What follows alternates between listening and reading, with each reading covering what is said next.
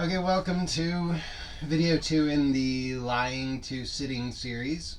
The intention of this series is to explore what obstacles, what habits, unconscious habits we have that can make sitting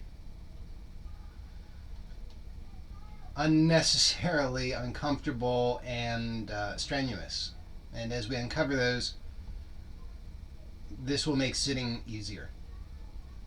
So we're lying on our backs.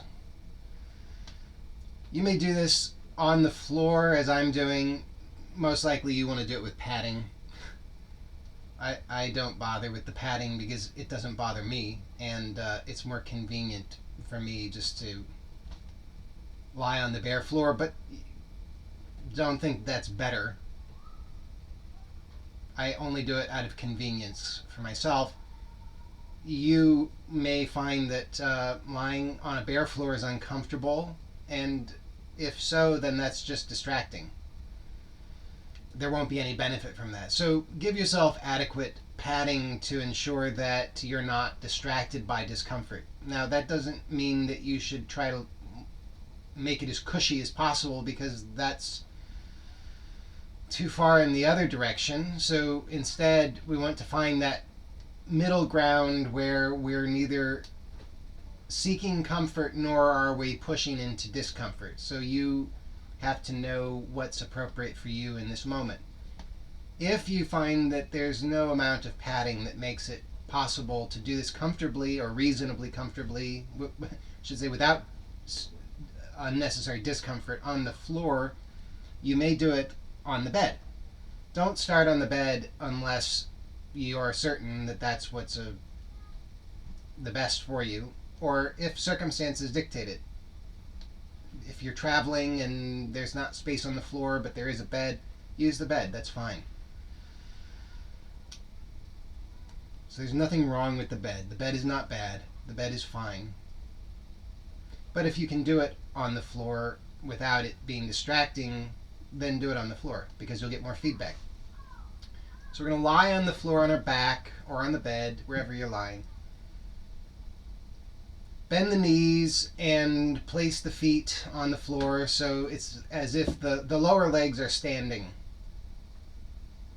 So the bottoms of the feet are resting on the surface as if you were standing. The lower legs are maybe not perfectly vertical, but they're vertical-ish.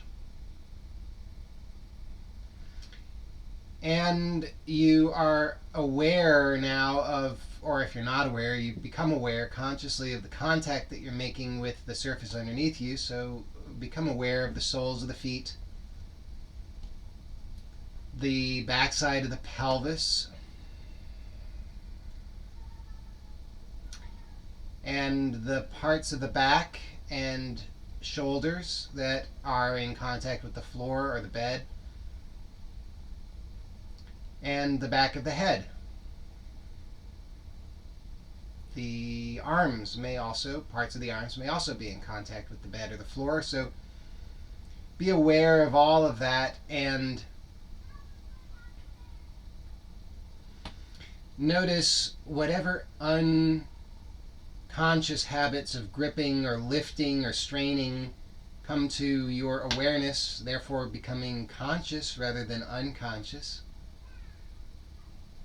And notice that, well, first of all, just give thanks for that. Give thanks, and I mean this sincerely, to cultivate a genuine gratitude for that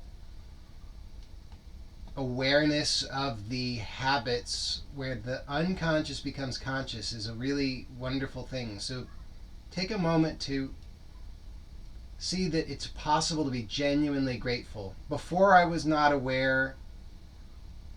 These habits were unconscious, and now I am becoming aware. I am grateful. I am grateful for this opportunity to be aware so that I can begin to consciously choose to surrender. So that I can begin to consciously choose to be lived and moved with less effort, less strain, less resistance, less struggle, so that I can begin to recognize consciously the support that is here always. Up to now, I haven't recognized it, but now I recognize it more clearly because I'm recognizing how I was straining. So give thanks for that. See that you can do that genuinely. It's actually a very, very useful thing. It's well worth taking a moment to really recognize and tap into that genuine gratitude. It's not a fake gratitude. That won't do you any good. But to actually recognize that on my own I was struggling. I wasn't able to do it. I was trying so hard and I was unconscious, unaware of my own strain and how difficult that was making my life. And here, as I'm coming to rest, I can bring awareness and recognize the unnecessary gripping, the ways in which I was trying to lift myself away from the floor, prevent myself from being supported, and in so doing, I can surrender, release, and receive that support rather than straining. That's something to genuinely provoke gratitude. Now we're going to briefly, as a starting point, we're going to review the movement that we explored in the last exploration, in the first lesson in this series. So we'll maintain that awareness of the contact with the floor and slowly begin to explore bringing the right knee in the direction of the chest. So the foot may or may not lift, depending on how far in this movement you can go without strain. The goal is not to bring the knee to the chest. The goal is to be present to the continuous process.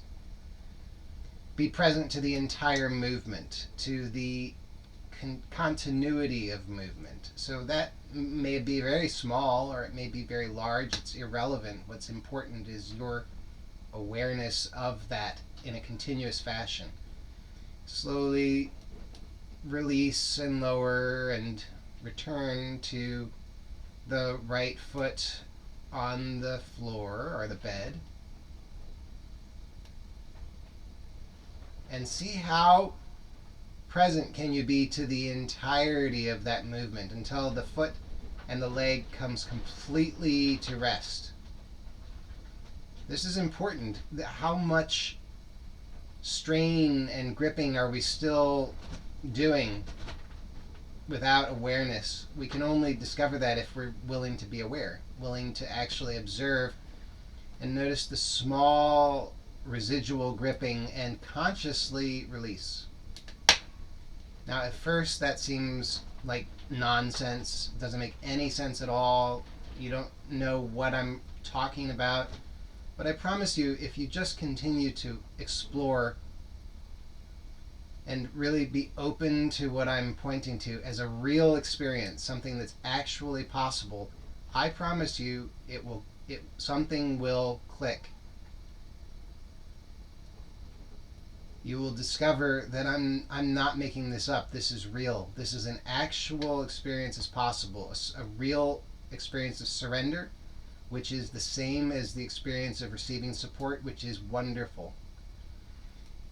It is as a result of that conscious release, that conscious surrender, the conscious awareness of the impulses to reassert the contraction, that we discover the greater ease in our physical movements, because we're releasing the wrong habits, the wrong images of ourselves. Let's do that one more time, slowly, with awareness. And this time we're going to keep the knee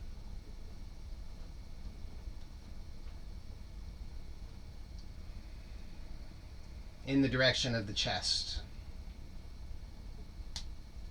So we're not going to lower it this time. Now, of course, if you're unable to lift the foot from the floor without strain, then you will not be doing this.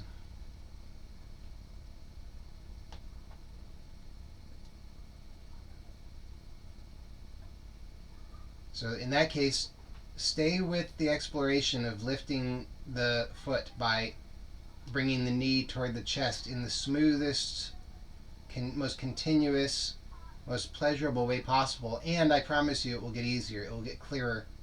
It might seem impossible to start, but it becomes rapidly possible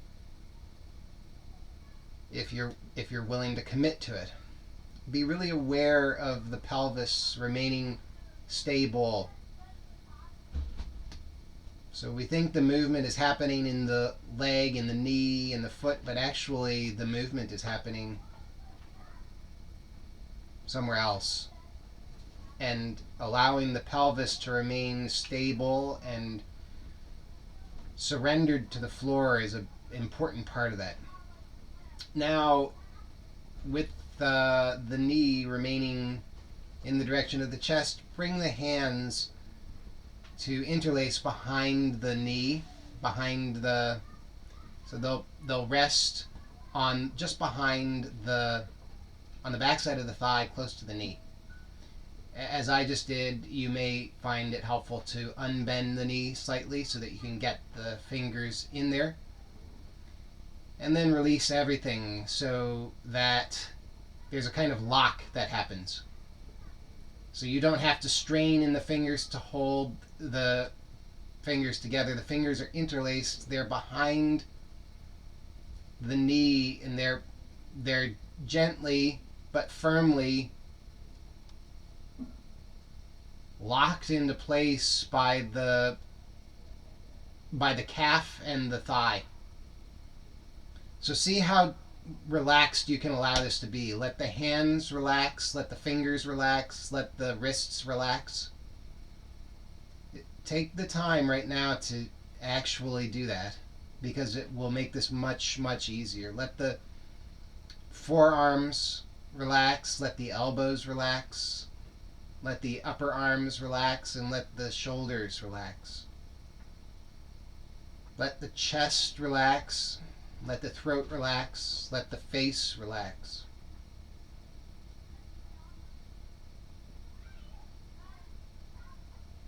Let the tongue be relaxed. You may not know where to place the tongue. That's okay. Just choose the direction of relaxation with awareness. That's a direction of awareness. It's not a direction of movement. So don't be concerned about where the tongue is so much as just releasing, softening, non-indulgence. Now,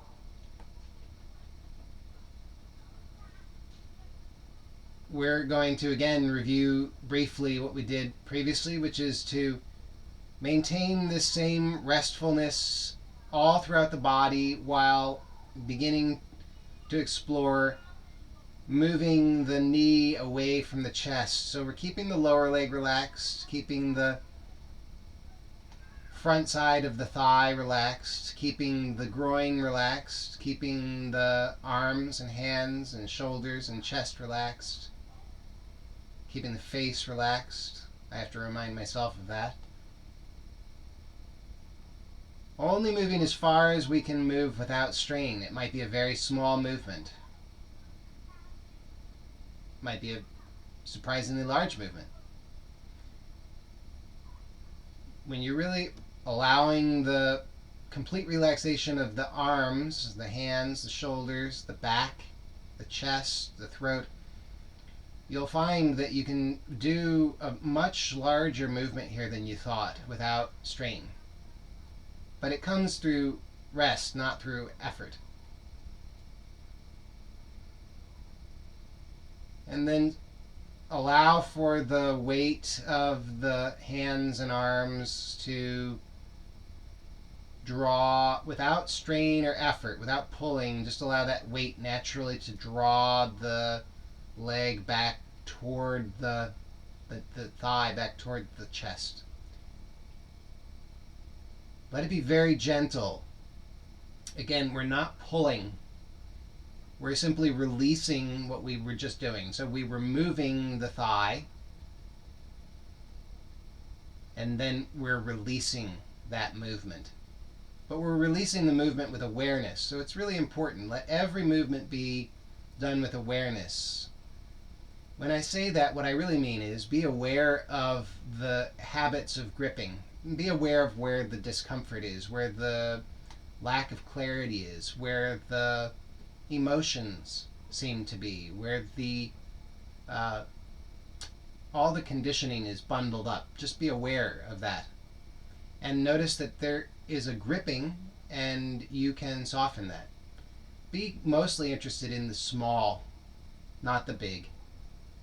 Small gripping is easier to soften, and then that translates into, it accumulates into a large release. But it's little bit, little bit, little bit, so that you gain confidence rather than seeking for some kind of large, sudden, dramatic release.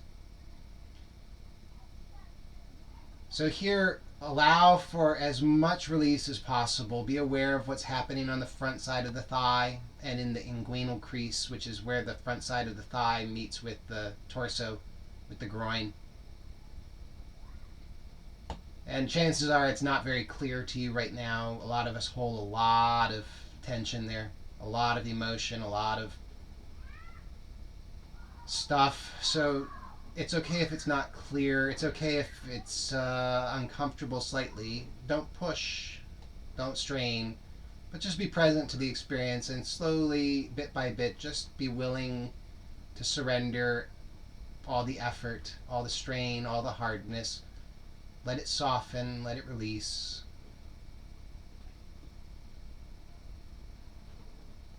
Let the belly release. That's a very helpful thing. And again, you probably are not going to be clear on how to do that right now. That's okay. It comes through the willingness to explore.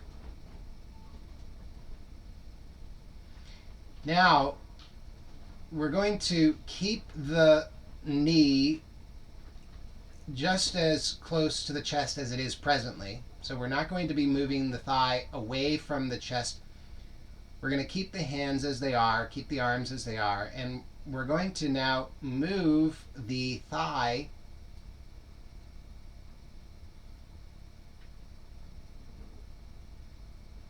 toward the midline of the body, meaning the right knee will be moving toward the left. Now, you may have clarity about how to do this movement. You may not have any idea how to do the movement. We're going to keep the lock as it is. Keep the hands where they are. Of course, if this becomes strenuous or uncomfortable, you take a rest. You can do that. That's good. Don't think that enduring anything is going to be helpful. Pause the video. You can do that. You can just pause it, take a rest, and then resume when you're ready. Or you don't even have to pause. You can just rest and just hear what I'm saying and imagine it. And then come back and do it again another time.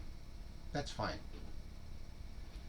It's so much better to do this restfully without strain than it is to just do it. You'll get so few benefits if you just do it.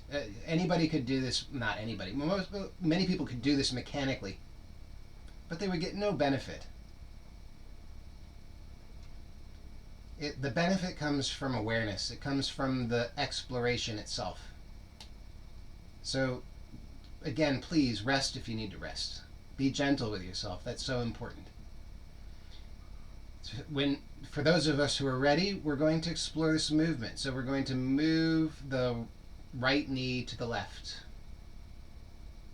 So we're not moving the knee further away from the torso. We're keeping it toward the torso. The weight of the hands and arms remain passively tugging at the thigh so that it remains close to the chest. Let the arms be relaxed. Let the face be relaxed. Let the breathing be relaxed and natural. That's important. Don't hold the breath. And you're moving the right knee as far to the left as is comfortable to do. Now take your time. I'm still doing it. It's amazing how slowly and smoothly it's possible to do it. And when you're as far to the left as you feel confident in doing, or as you wish to do presently, then pause. And this is very useful to pause in the movement, especially at, well, not especially, at any point, and including the extremes of the range of movement. As we're doing here, we're pausing, and then notice, is there any unnecessary effort that I can soften? Is there any gripping that's happening that I can release that is just not necessary in order to maintain this position? Certainly, it seems reasonable that any gripping that might be happening in the buttock is unnecessary, so there's a clue. Can you soften in the buttock? Any gripping on the lateral side, that is the right side of the right thigh, probably unnecessary, so are you willing to release that? And then it seems reasonable to assume that some effort is probably necessary on the medial side, the left side of the right thigh, in toward the groin, probably because we're adducting. But how much? Probably less than we're doing. So can we explore softening that a little bit? Maybe we'll be surprised by how little we have to do. Does the abdomen need to be working here? Do we need to be gripping in the belly? Probably not. So let's find out. See, how much can we soften? And again, if this is strenuous, then ease up, do less. Don't think that more is better. It's the quality of the exploration that matters, not how extreme you can do it. I had, in some ways, some pretty extreme flexibility at points in my life, but it didn't do me any good. And then I lost that extreme flexibility. And I was in severe pain and misery and suffering, and I promise you, it's through the awareness and the quality of that awareness and the willingness to surrender that the real benefits come. So slowly now begin to reverse that movement and see how passive you can allow the movement to be. So if we actively move the thigh toward the midline, then we should be able to reverse that by reversing the effort. So we don't need to pull the thigh outward. So that's called abduction, to pull the thigh outward.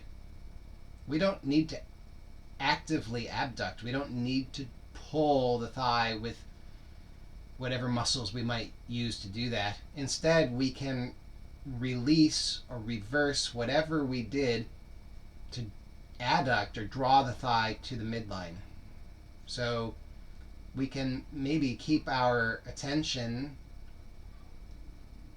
on the entire region and continue to soften and release all of the gripping that we had released at the extreme. So in the buttock, on the lateral side of the thigh, front side of the thigh, in the abdomen, and of course on the medial side of the thigh too, because if we didn't need that effort in order to maintain that extreme position, we certainly don't need it in order to reverse that, because the reverse is a release of whatever we were doing. So we'll come to eventually to a neutral position here, where we're neither moving toward the midline nor away from the midline. It's just as restful as possible. Now from here, begin to explore moving in the opposite direction. That is laterally, out toward the right. Now, depending on the placement of your arms and whatever, there will be some restriction to the movement. Don't fight that. Work with it. Just let the movement be as smooth and pleasurable and continuous and done with awareness as possible.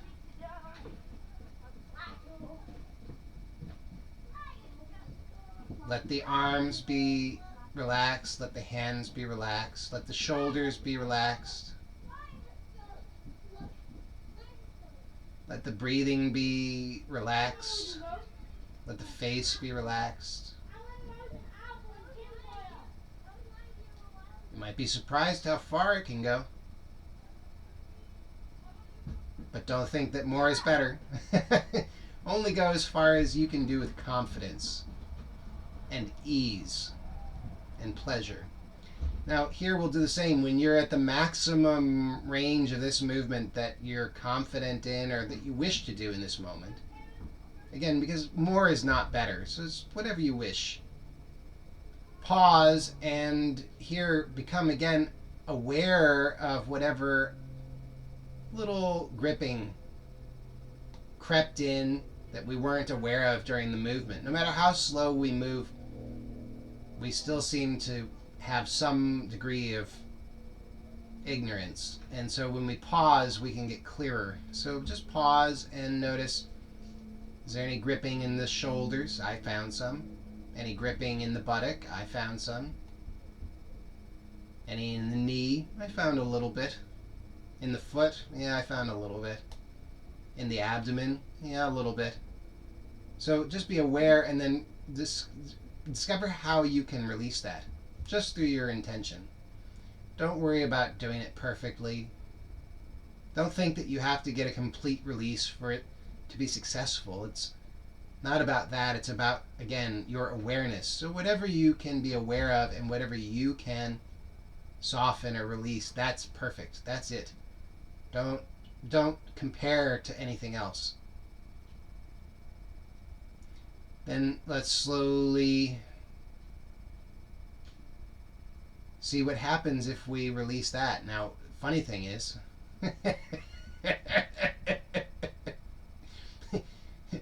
maybe it doesn't go anywhere. Maybe it's already found this really nice spot. So if so, that's what's happening for me. That's wonderful. But just continue to release whatever you become aware of and find what the new neutral is. So neutral is where we're not making any effort, or the effort is absolutely minimal. So keep releasing. Releasing the hands, the fingers, the wrists, because the habits of unnecessary effort keep creeping back in. But if we keep becoming aware consciously, then that awareness becomes continuous, so they don't creep in as much anymore. So now we can, maybe that's plenty, maybe that's all, maybe we don't want to do any more than that. But if we want, we can do more. We could start to explore.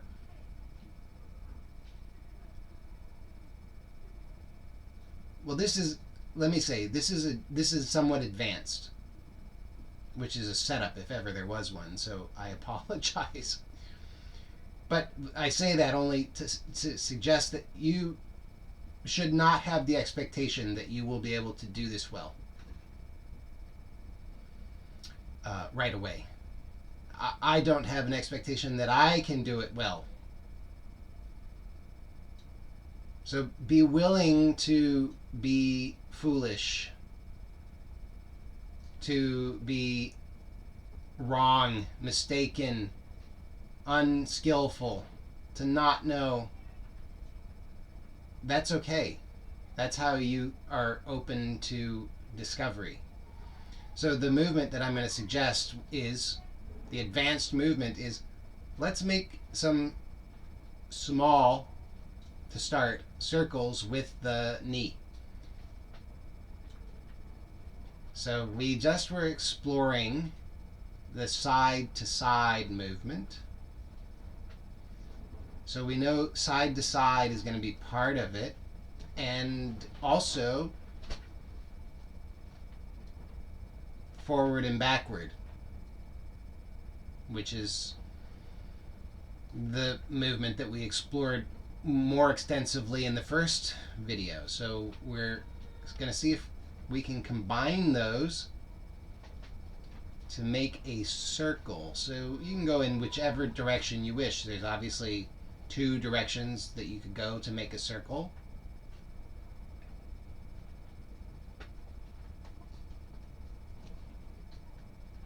You can do either direction. We're going to try both, so it doesn't matter which you do to start. The most important thing is see how pleasurable you can allow this to be. Please remember to rest when you need to. If you're finding that your fingers are falling asleep or whatever, if there's any discomfort that's distracting, then please rest. Remember, you can pause the video anytime you wish. You're in charge.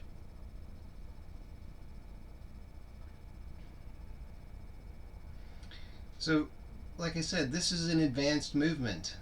You wouldn't think it's an advanced movement because we've been told that this is very remedial. But how many people can do this? Very few. Isn't that amazing? Very few people can do this. You're learning how to do it. That's exciting.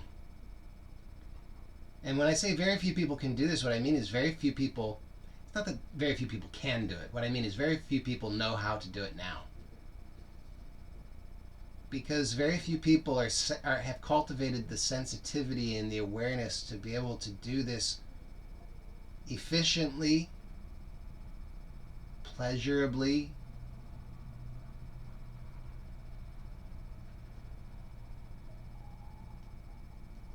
so let this be as pleasurable as possible. And notice what is happening here. Feel the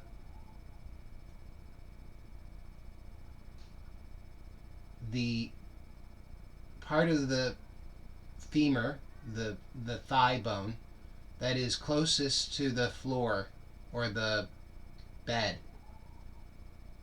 Be aware of that. Be sensitive to that. Notice the experience of it. And then notice that there's that bone at the other end is connected to the knee. Then become aware of the entire femur from the floor to the knee. And become aware of how the femur is moving. And see if you can reverse the circle. Continue to have awareness of the femur. Just sense it inwardly. Notice where the femur is, where the end of the femur that's closest to the bed or the floor is positioned relative to your torso. Chances are it's higher than you thought. Most of us, not everybody, but most people have the wrong idea. They think that their femur inserts lower in the pelvis than it actually does. Can you feel and sense where it actually inserts into the pelvis? Can you perceive that it's higher than you had thought? And with that awareness, can you then begin to do something miraculous, which is surrender to the powerful, perfect structure of that bone?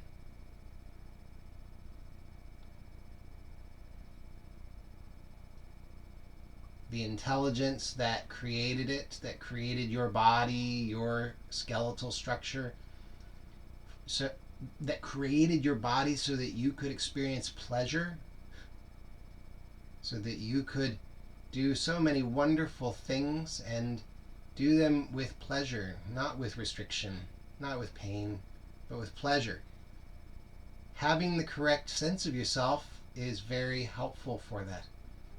Notice how you can release even more in the buttock,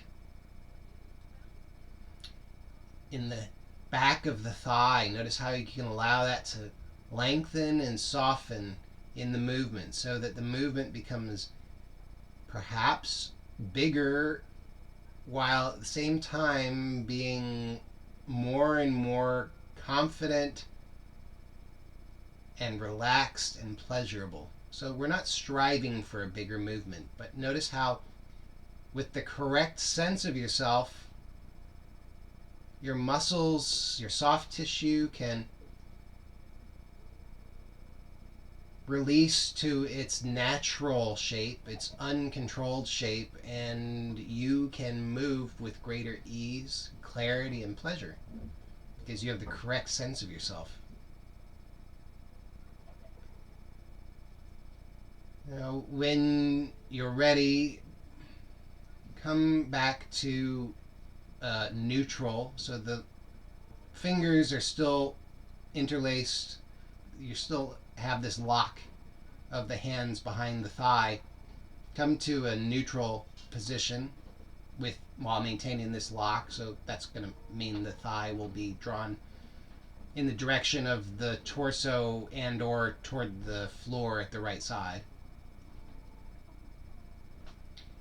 And then see if you can do what I'm going to suggest without disturbing anything. So notice the suppleness, the length of the backside of the thigh, the buttock, the backside of the thigh, that whole area.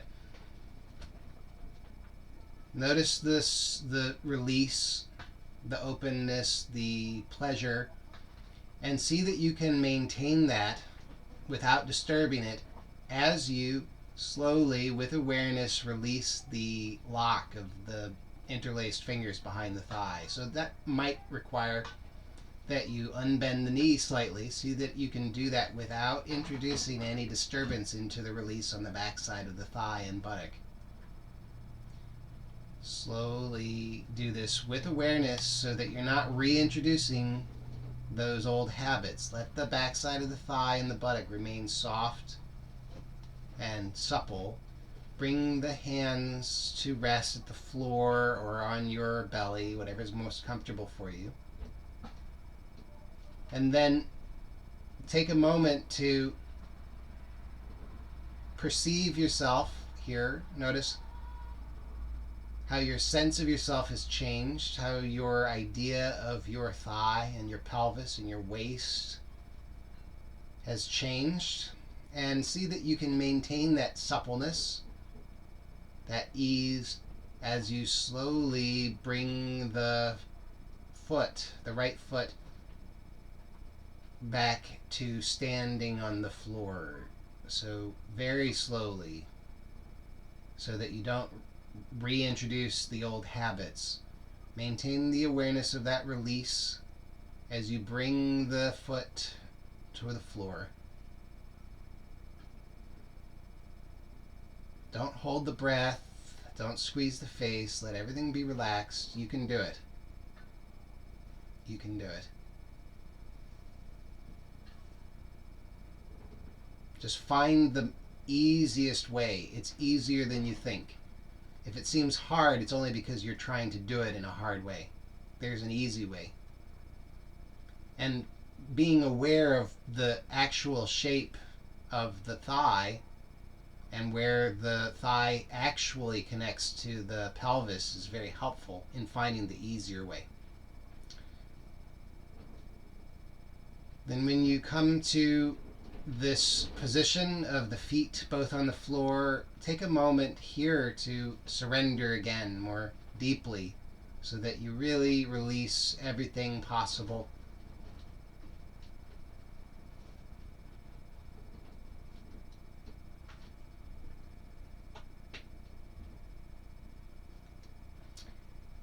And as we did in the first video in this series, let's see if we can roll to the side and then come to sitting while maintaining our awareness of this new discovery of ourselves, so that we're not clenching again. So can we find a way to come to the side while continuing to be aware of that release in the right buttock, or wherever you notice the release, of course. So you might have to be creative like me, because I've got this small space here, and the path that I would take involves my legs pushing into the printer that's down there. So I have to find a way to do this creatively. But it's possible. So just see that whatever you have to do to creatively discover this, be willing to explore that. This is really useful because this is how the benefits can translate most easily into the rest of our activities in our lives, because we are remaining aware of that discovery of the release through range of motion. So that offers us the ability to really expand that awareness.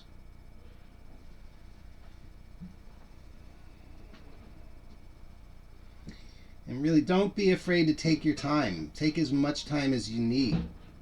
Maybe it takes 5 minutes to roll to the side. If it takes 5 minutes, be willing to take 5 minutes.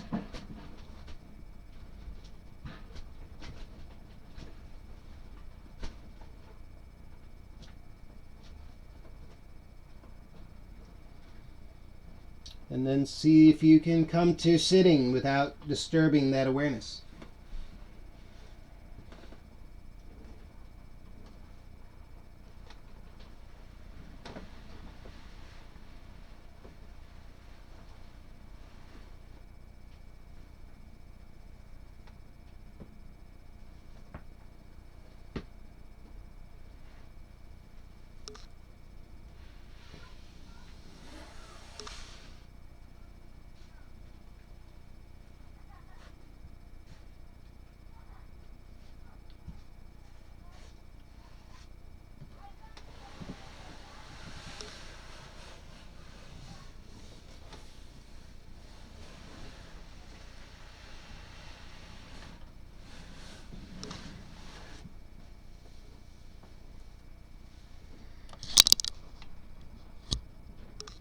Okay, thank you for joining me for this exploration. And as usual, be gentle with yourself. And if you have any feedback, if you have any questions, let me know. Thanks. See you next time.